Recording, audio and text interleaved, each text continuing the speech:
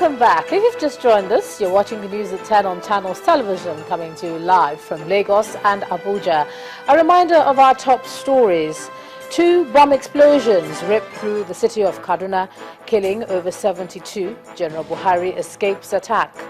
Kaduna State Governor Mukhtar Yero condemns suicide bomb attacks, imposes 24-hour curfew. 100 days after the Chibok girls remain in captivity, focus now on returning them alive. And doctor leading Ebola treatment in Sierra Leone contracts virus as death toll hits 632 in West Africa.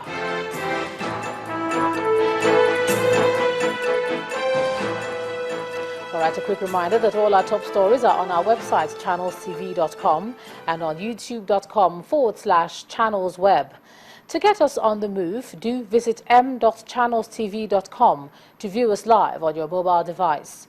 You can also download the Channels TV app for Android, iOS and Windows phones from their respective stores.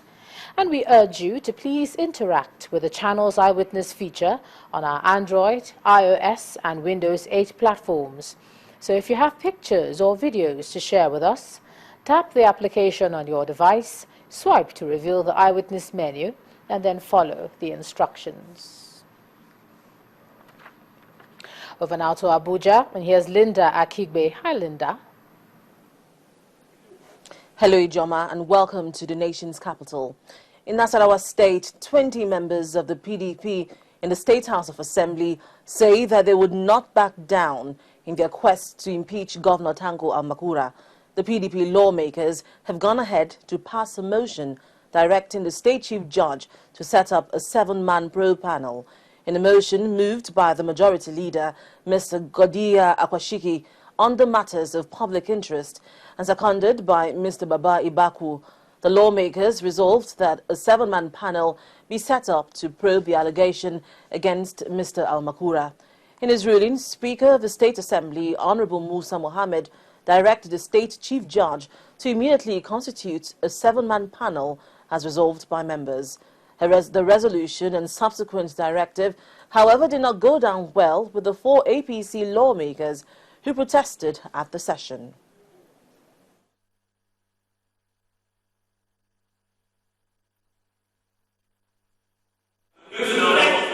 Mr. Clerk, is by this motion and secondment, is hereby directed to communicate to the CJ in Nasarawa State to constitute 7-man panel of investigation to investigate the alleged misconduct by His Excellency the Governor of Nasarawa State, Maru Tanko Almakura.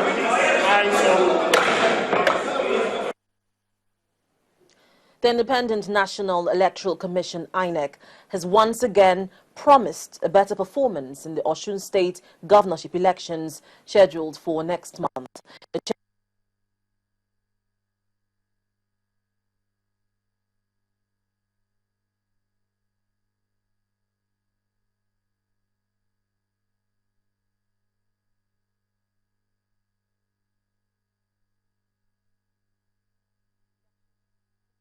Well, sorry for that. What Linda was actually trying to talk about was that INEC has once again promised a better performance in the Osun State governorship elections, which are scheduled for next month. The chairman of the commission, Professor Atahiru Jega, told journalists in Abuja that INEC will replicate all it did in Ekiti State to ensure successful polls in Osun.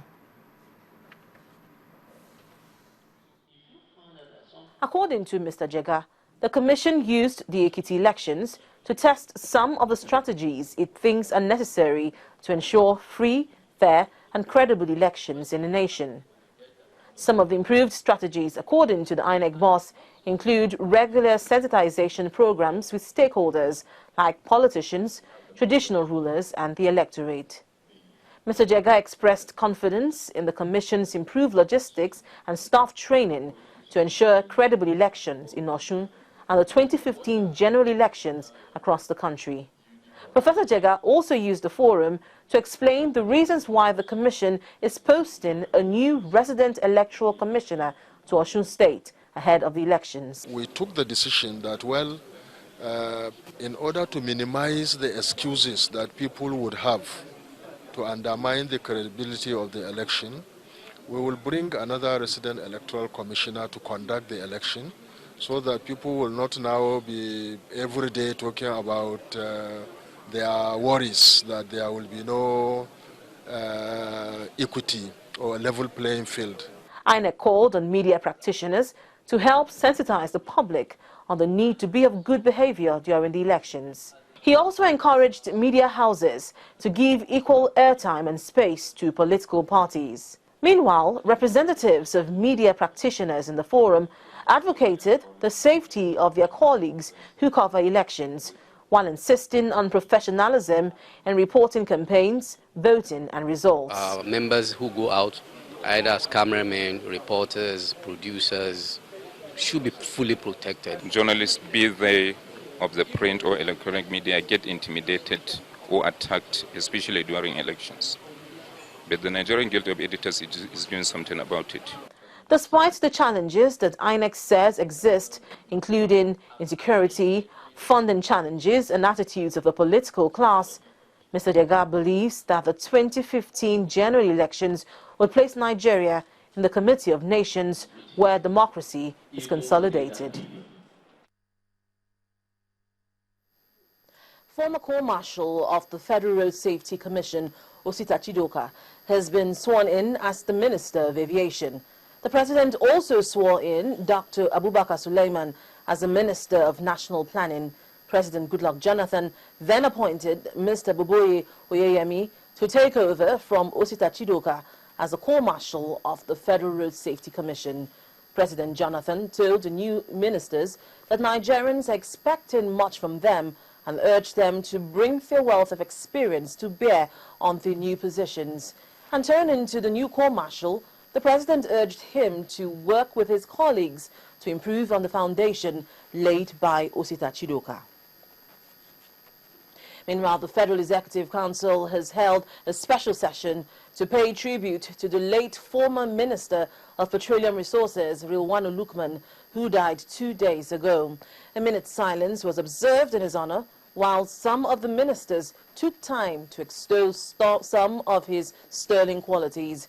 President Goodluck Jonathan, who led the council to pay tribute to the late Lukman, said that the former minister made remarkable changes in the development of Nigeria's oil and gas sector.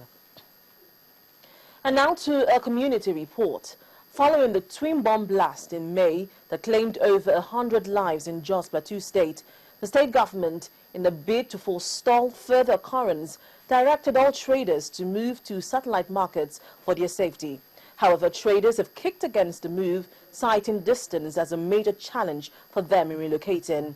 In our community report tonight, we take a look at the issues surrounding the disagreement between the state government and street traders. Etisala, now you're talking.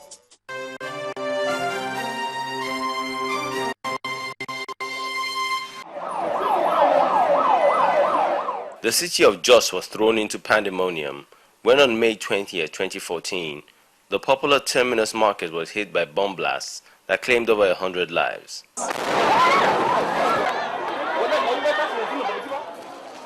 This forced the state government to close activities around the market, directing all traders to relocate to satellite trade centers like Carbon Market. This new market, like most others, however, is besieged with silence, with little or no activity. Even the bank appears to be in slumber. The question of where the traders could be is answered when driving along major routes in the metropolis, as they have become dense for the sellers, who have littered the street with their wares, making it difficult for cars and pedestrians to move. A situation the state government is not impressed with. As a government, we've tried to wonder, what is the attraction on terminus? And these people who do not mean well for us know, our level of vulnerability, and they take advantage of it. That market is fully planned.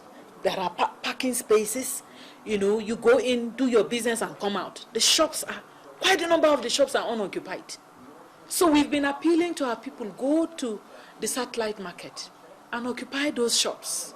The question is this: The shops that they close, are we going to move to Saturday market to leave our shop for who? In their defense, the traders blame the defiance of the No Street Trading Directive set by the state government on distance of the satellite markets. We are pleading to the government that they should find solution to this main market for us instead of going to that place, because it's not everybody that will go to that place, and we are within each other to trade.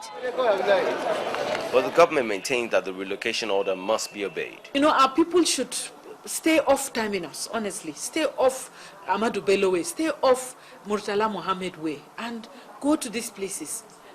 It's not only the fault of people who display the goods. People who patronize them are equally as guilty. You know, I mean, why the attraction in terminus? You need to wonder. Sometimes it's something calling you to go there so that you just die. With the authorities saddled with the responsibility of maintaining orderliness and providing security, it cannot afford to drag its feet on the matter, as the ultimate price to be paid is not business but lives.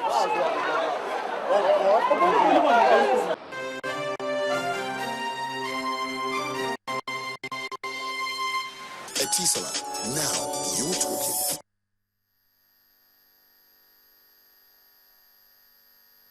Satisfied with Nigeria's economic record? That's in business news. Join us again.